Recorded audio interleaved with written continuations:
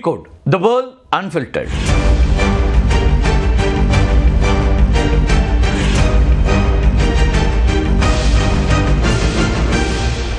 இந்தியாவை இருண்ட சீனாவிடம் இழந்துவிட்டோம் அப்படின்னு ஒரு கருத்தை முன் வச்சிருக்கிறாரு அமெரிக்க அதிபர் டொனால்ட் ட்ரம்ப். இது ஒரு ஆதங்கம்னே சொல்லலாம். சீனாவில் நடந்த ஷாங்காய் ஒத்துழைப்பு மாநாட்டினுடைய உச்சி மாநாட்டில் பிரதமர் மோடி பங்கேற்றதும், அப்போது சீன அதிபர் ஷி ஜின்பிங், அதேபோல் ரஷ்ய அதிபர் புட்டின் இவங்கெல்லாம் தனித்தனியாக பேசியது அப்படின்னு பல்வேறு நிகழ்வுகள் உலகம் முழுக்க கவனத்தை ஈர்க்கக்கூடியதாக மாறி இருந்த சூழலில் அமெரிக்க அதிபர் டொனால்ட் ட்ரம்ப்பையும் அது டிஸ்டர்ப் பண்ணியிருக்கு அப்படின்னு அவரோட ஸ்டேட்மெண்ட் மூலமாக நம்ம தெரிஞ்சுக்க முடியுது. மாநாட்டின் போது மூவரும் ஒன்றாக சிரித்து பேசக்கூடிய புகைப்படங்கள் வெளியாச்சு, காட்சிகள் வெளியாச்சு. இந்த காட்சிகள் மூலமாக அவங்களுக்குள்ள இருக்கக்கூடிய ஒரு இணக்கம் அப்படிங்கிற அந்த விஷயம் உலகம் முழுக்க முக்கியமாக கவனிக்கக்கூடியதாக மாறுச்சு.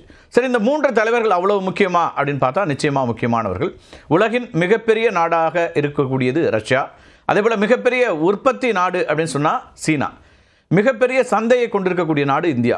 அப்போ இந்த மூன்று நாடுகளும் பரஸ்பரம் நட்பு பாராட்டுவது அப்படிங்கிறது ட்ரம்ப்புக்கு ஒரு இன்செக்யூரிட்டி ஃபீலிங்கை தான் கொடுத்துருக்கோம். நிச்சயமாக பல ஆண்டுகளாக அமெரிக்கா என்ன பண்ணிட்டு இருக்குன்னா, இந்தியாவை சீனாவுக்கு ஒரு மாற்று சக்தியாக பார்க்க தொடங்கி இருக்கிறது. ஆனால் ஷாங்காய் மாநாட்டில் இந்தியா, ரஷ்யா, அது மட்டும் இல்லாமல் சீனா, இந்த நெருக்கமான உறவு இருக்கு இல்லையா, இது ட்ரம்ப்புக்கும் அமெரிக்காவுக்கும் ஒரு புவிசார் அரசியல் நோக்கத்தை இழந்து வரக்கூடியதை உணரத் தொடங்கியதாக பார்க்கணும். நம்ம யுக்ரைன் போருக்கு பிறகு ரஷ்யா மீது அமெரிக்கா கடுமையான பொருளாதார தடைகள்லாம் விதிச்சது. ஆனால் இந்தியா ரஷ்யா கிட்ட இருந்து தொடர்ந்து மலிவான விலையில் கச்சா எண்ணெயை வாங்கி கொண்டே இருந்தோம். இப்போ அதை கண்டித்து ட்ரம்ப் நிர்வாகம் இந்தியாவுக்கு எதிராக கடுமையான வரிகள் எல்லாம் உயர்த்தக்கூடியதை பார்த்தோம். ரஷ்யாவுடைய போருக்கு மறைமுகமாக நிதி அளிப்பதா இந்தியா மீது குற்றம் சாட்டியது.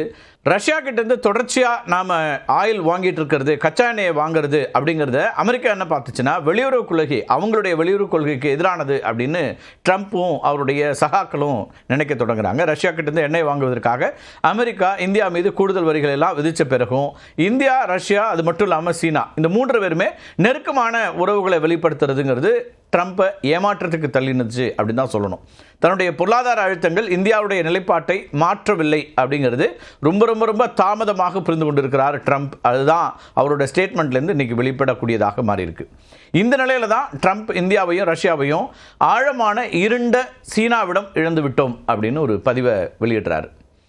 ட்ரம்ப்போட இந்த அறிக்கை அப்படிங்கிறது அவருடைய சொந்த கொள்கைகளின் தோல்வியை காட்டுவதாக சொல்கிறாங்க அரசியல் விமர்சகர்கள். இந்தியா அமெரிக்கா வர்த்தக உறவில் அதிக வரி விதிப்பு மற்றும் கடுமையான பேச்சுவார்த்தைகள் காரணமாக மட்டுமே இந்தியா மற்ற நாடுகளோடு உறவை வலுப்படுத்த வேண்டிய கட்டாயத்துக்கு தள்ளப்பட்டது அப்படின்னும் அவங்க குறிப்பிடுறாங்க. இந்தியா மற்றும் சீனா நெருக்கமான உறவுகளை வளர்த்து கொண்டால் அது அமெரிக்காவுடைய வெளியுறவு கொள்கைக்கும் அதனுடைய புவிசார் அரசியல் நிலைப்பாட்டிற்கும் பல பாதிப்புகளை ஏற்படுத்தும். அமெரிக்காவை பொறுத்த வரைக்கும் இந்தோ பசிபிக் பிராந்தியத்தில் சீனாவுடைய வளர்ந்து வரக்கூடிய செல்வாக்கை கட்டுப்படுத்துறதுக்கு இந்தியா, ஜப்பான் மற்றும் ஆஸ்திரேலியாவோட இணைந்து குவாட் அமைப்பை ஏற்கனவே உருவாக்கியிருக்கு. இந்த குவாட் கூட்டணி ரொம்ப முக்கியம் அமெரிக்காவை பொறுத்த வரைக்கும். இந்தோ பசிபிக் பிராந்தியத்தில் இந்தியா ஒரு முக்கியமான புவிசார் அரசியலை சக்தியாக இருக்குது. அதே நேரத்தில் சீனாவுக்கு ஒரு மாற்று சக்தியாகவும் அமெரிக்காவால் பார்க்கப்படக்கூடியதாக இந்தியா இருக்குது. அப்போ இந்தியா சீனாவோட நெருங்குச்சுன்னா குவாட் கூட்டணிக்கான இந்தியாவுடைய அர்ப்பணிப்பு கேள்விக்குள்ளாகக்கூடிய ஒரு நிலை அப்படிங்கிறது உருவாகும். இது அமெரிக்காவுடைய பிராந்திய வியூகங்களை பலவீனப்படுத்தக்கூடியதாக மாறும். அமெரிக்க அதிபர் டொனால்ட் ட்ரம்ப்பும் நம்முடைய பிரதமர் நரேந்திர மோடியும் சிறந்த நண்பர்களாகவே பார்க்கப்படுறாங்க. வேறு எந்த தலைவர்களிடமும் காட்டாத நெருக்கத்தை ட்ரம்ப் மோடிகிட்ட காட்டினார். இந்த தேவா சூர்யா நட்புக்கு பல உதாரணங்கள்லாம் இருந்துச்சு. ஹவுடி மோடி இந்த நிகழ்ச்சி 2019ஆம் ஆண்டு டெக்சாஸ் நகரில் நடந்த மிக பிரம்மாண்டமான இந்திய அமெரிக்க சமூக நிகழ்ச்சி. 50,000க்கும் அதிகமான மக்கள் கலந்து கொண்ட இந்த நிகழ்ச்சியில் மோடியும் ட்ரம்ப்பும் ஒன்றாக மேடையை பகிர்ந்து கொண்டாங்க. அந்த காட்சிகள் உங்களுக்கெல்லாம் நினைவு இருக்கும். ட்ரம்ப் பிரதமர் மோடியை ஒரு பெரிய ராக் ஸ்டாரை போல வரவேற்பு கொடுத்து அங்கே அழைச்சார். அமெரிக்காவுக்கு மிகச்சிறந்த நண்பர்கள் ஒருத்தர் பிரதமர் மோடி அப்படின்னு ட்ரம்ப் தன்னுடைய பேச்சில் பல முறை குறிப்பிட்டார்.